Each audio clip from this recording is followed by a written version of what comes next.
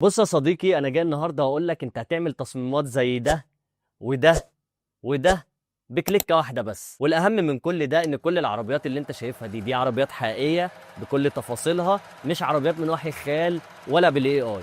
وخليني اشرح لك. السلام عليكم صديقي المصمم، انا احمد قبيل وده فيديو جديد من خليني اشرح لك. كل اللي عليك انك هتروح على بيهانس او بنترست او اي موقع للتغذيه البصريه، هنختار التصميم اللي يعجبنا بالدايركشن اللي يعجبنا وناخده ونروح على شات جي بي تي، هنحطه ونقول له احنا عايزين تصميم بنفس الستايل ده للعربيه اللي احنا شغالين عليها.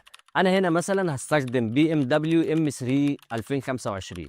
ولو عندك اي تفاصيل تانية حابب تضيفها زي لون العربيه، حاجه في الخلفيه، اي تفصيله تانية تقدر تكتبها له وهيطلعها لك مع البرومبت. بعد ما اطلع البرومبت هناخد البرومبت ونروح نفتح جوجل كروم ونشغل الفي بي ان. بعد كده هنروح ندخل على ايمج اف اكس وموقع ويسك. هنحط البرومبت بتاعنا ونختار المقاس اللي حابين نشتغل عليه ونستنى السحر.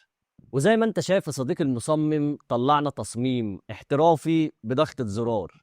بس كده يا صديقي، شفت الموضوع سهل وبسيط ازاي؟ ولو عايز كل البرومبتس اللي انا استخدمتها في الفيديو ده اكتب لي كلمة برومبت في الكومنتات وهبعتها لك في رسالة. فلايك وشير وسلام.